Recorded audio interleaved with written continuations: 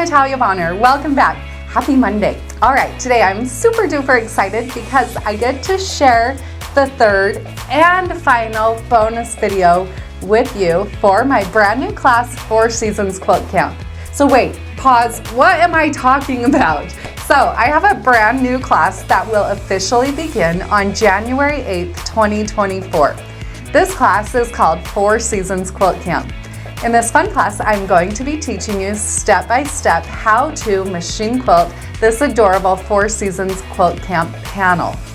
Now, for those of you that are working on a sit-down machine or even on a long arm machine, if you're wanting something a little bit smaller to work on, something that's maybe a little bit more manageable under your throat space, I have designed this panel so that you can cut it apart and actually have 4 table runners instead of a quilt. So anybody on any machine, whether it's a sit-down machine or a long arm machine, can join and learn a lot from this fun class.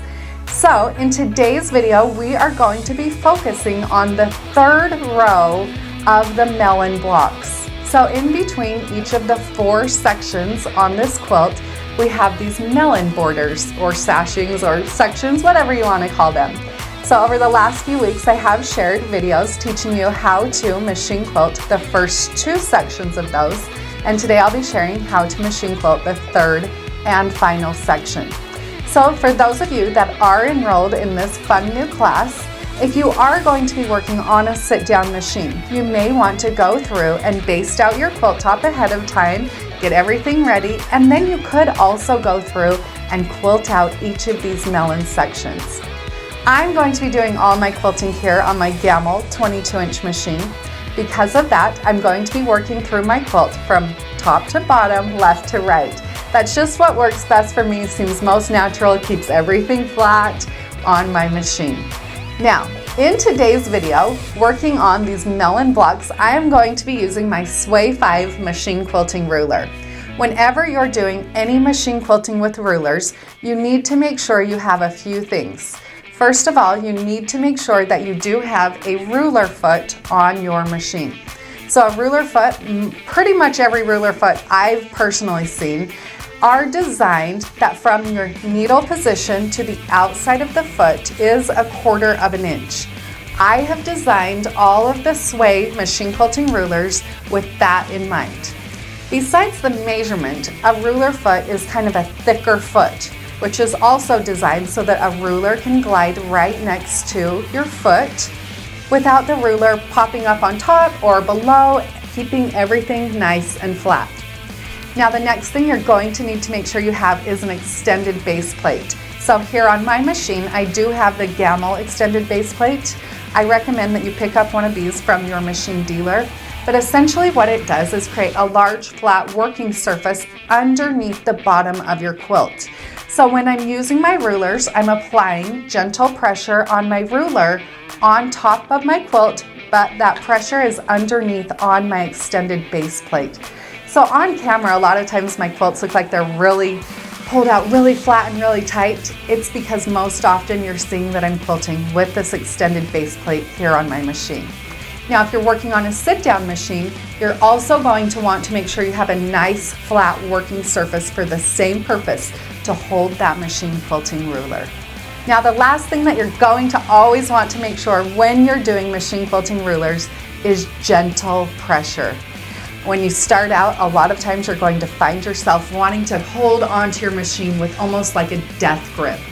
Relax, take a deep breath. You're going to notice that I'm going to be using my right hand on my handle and applying very gentle pressure, like finger weight pressure. This is so gentle. And then as I'm holding my machine quilting ruler, I'm also going to be applying very gentle pressure, not only down on my quilt, but also against the side of my foot. Now this is the same if you're working on a home sit-down machine or a stand-up long arm machine. You're going to always want to make sure you have gentle pressure. Not only will you end up with better results overall, you're going to protect your body, but also I think you're going to find that you'll end up with smoother lines. So it's definitely worth reminding yourself, tattooing it on your fingers, whatever you need to do to remember to apply gentle pressure as you're quilting. So I will be doing all my quilting here on my Gamble 22-inch machine. I am going to be stitching in the stitch regulated mode with my stitch length set at 13 stitches per inch. The thread that I'm using here today on my top is So Fine color number 402. On my bottom, I have bottom line color number 624. The batting that I have here on this quilt today is one layer of the Quilter's Dream Poly Deluxe. Let's hop over to my machine and let's get stitching.